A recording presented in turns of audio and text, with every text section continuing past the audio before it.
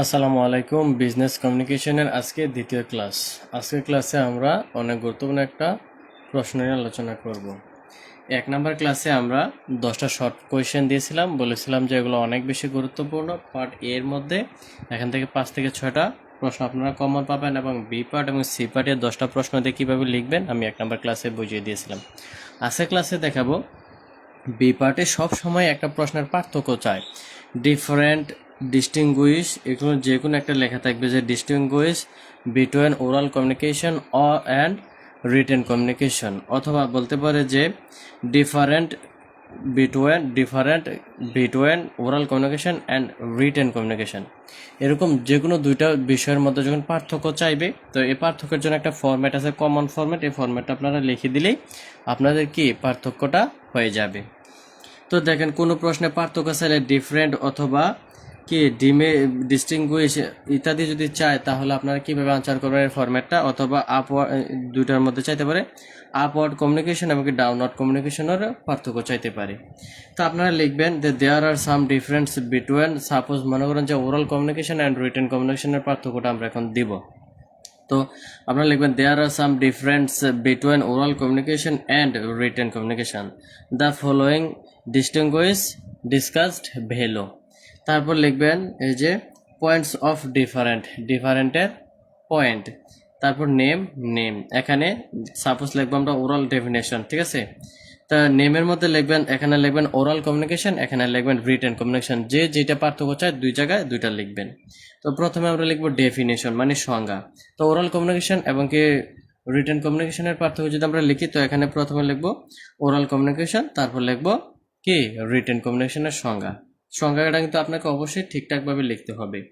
তারপর 2 নম্বরে লিখবো রোলের মধ্যে লিখবেন হেয়ার অর্গানাইজেশন রোলস আর স্ট্রেটলি ফলোড, মানে এখানে অর্গানাইজেশন সাংগঠনিক কি নিয়ম কানুন সঠিক বা সরাসরি মানা হয়। হেয়ার অর্গানাইজেশন রোলস আর নন স্ট্রেটলি ফ্লো, এই যে এখানে অর্গানাইজেশন রুলসগুলা স্ট্রেটলি ফলো করা হয়, এখানে নট স্ট্রেটলি মানে স্ট্রেটলি ফলো করা হয় না। তারপর 2 নম্বরে লিখবেন, খুব সহজভাবে আপনারা এই ফরম্যাটটা লিখে নেবেন খাতায়। 2 নম্বরে লিখবেন যে ফ্লেক্সিবিলিটি, নমনীয়তা। তো এখানে লিখতে পারেন যে ওরাল কমিউনিকেশন ইজ ফ্লেক্সিবল, ঠিক আছে। মৌখিক যোগাযোগ হচ্ছে নমনীয়। তারপর written communication is not flexible, লিখিত যোগাযোগ নমনীয় নয়। এভাবে লিখে দিবেন। এবং আপওয়ার্ড কমিউনিকেশন বলুক আর ডাউনওয়ার্ড কমিউনিকেশন, যে কোনো দুইটা পার্থক্য লিখলে এভাবে লিখবেন। তারপর হচ্ছে রিকগনাইজন, ইট রিকোয়ার্স অফিসিয়াল রিকগনাইজন, আর এখানে হবে ইট ডাজ নট রিকোয়ার্স। তারপর হচ্ছে রিলেশন, আপনি যেভাবে দিচ্ছি আমি, আপনারা সেম ভাবে খাতায় লিখবেন। রিলেশন হচ্ছে it is easy to development relationship, আর এখানে হবে it is not easy to development relationship, একে অপরের বিপরীত। এখানে it is easy to development relationship, আর এখানে it is not easy to development relationship. তারপর হচ্ছে নেসেসারি, প্রয়োজনীয়তা। It is essential for planning goals of organisation, it is essential এটা অপরিহার্য, ফর প্ল্যানিং পরিকল্পনার জন্য, গোলস অফ অর্গানাইজেশন সংস্থার জন্য। It is not essential in this regard. তারপর হচ্ছে কোঅর্ডিনেশন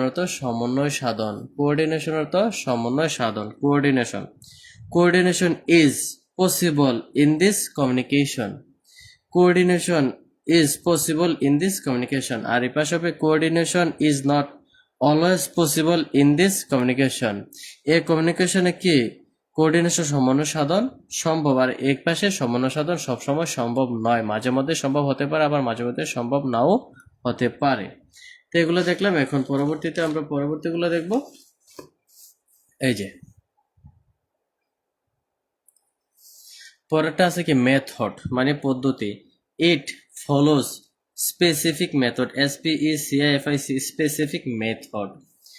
তারপর হচ্ছে এই পাশে it does not follows specific method, তারা নির্দিষ্ট পদ্ধতি অনুসরণ করে না।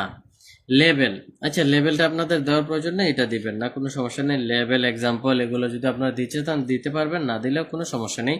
তো কঠিনগুলো দেওয়ার প্রয়োজন নেই, আমরা জাস্ট অনেকগুলো দিচ্ছি, এখানে সবগুলো দেওয়া লাগবে না, আপনাদের যেগুলো মনে থাকবে এগুলোই দিবেন।